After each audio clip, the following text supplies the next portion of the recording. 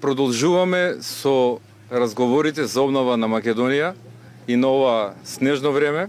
Продолжуваме со теренската кампања на ВМРО-ДПМНЕ, со која ги посетиме речиси сите градови и населени места во Република Македонија.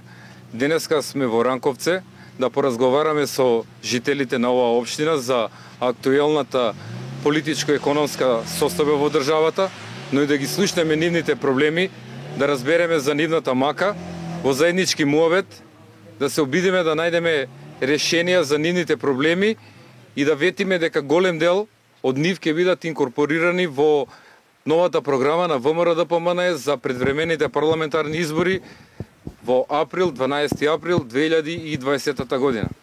Овдека во Ранковце, како што можеме да слушнеме, а впрочем и во цела Македонија, со посебен акцент на Источна Македонија, најгорлив проблем е екзодусот на населението што се случува овие 3 години како што СДСМ е на власт. Ова иселување што се случува во Република Македонија е од невидени размери. Се иселуваат цели семејства, дури и оние што се добро ситуирани. Се иселуваат поради правната и економска несигурност што им ја наметна оваа криминогена власт на СДСМ.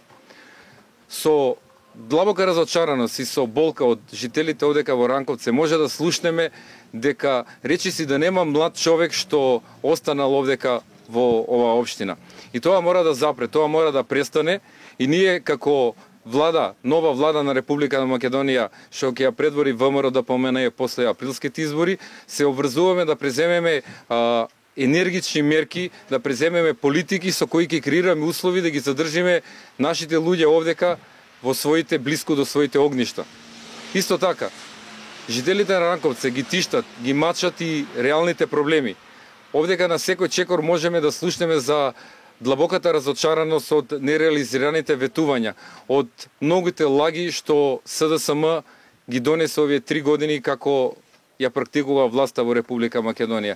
И затоа заклучокот и овдека и секаде каде што одиме низ државата е речиси едногласен. На 12 април заминува во историјата најлошата влада што некогаш креирала политика во Република Македонија.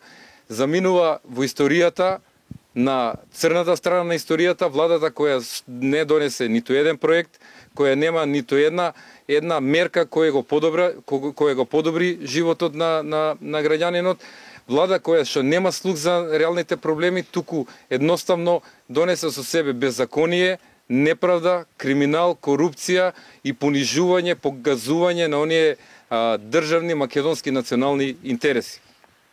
Исто така, овдека во Ранковце, на секој чекор можеме да слушнеме од жителите и за неспособноста на актуелниот градоначалник, кој речи се еве 2 години е на власта, ниту еден проект кој го вети пред да дојде на оваа функција нема реализирано, ниту една шајка нема закована. Нема ни абер од толку помпезно најавените индустријски зони во селото Петралица и во селото Кривокрувче. Самите луѓе овдека знаат како на каубојски начин се распоредуваше селективно гребаниот асфалт од регионалниот пат кај блиските луѓе до градоначалникот и луѓето, оние малкумината што останаа да го поддржуваат СДСМ и да знаат, еве им порачуваме дека имаме документација за сите тие нивни активности. Пред некој ден од надлежните институции општина Ранковце беше прогласена за најнетранспарентна општина во Република Македонија. И впрочем во еден збор да го сублимираме, сето она сивило, она неспособност, она неработа од централната власт буквално е пресликана овдека во општина Ранковце во ликот и делото на актуелниот градоначалник. И затоа ВМРО-ДПМНЕ ќе победи, ВМРО-ДПМНЕ силно ќе победи на 12 април. Граѓаните ќе дадат огромна поддршка на ВМРО-ДПМНЕ и на програмата што ВМРО-ДПМНЕ ќе ја понуди и заедно со нив ќе почнеме од корен да ги менуваме работите, заедно со нив од 13 април започнуваме со обнова, она вистинска обнова на Република Македонија. Благодарам.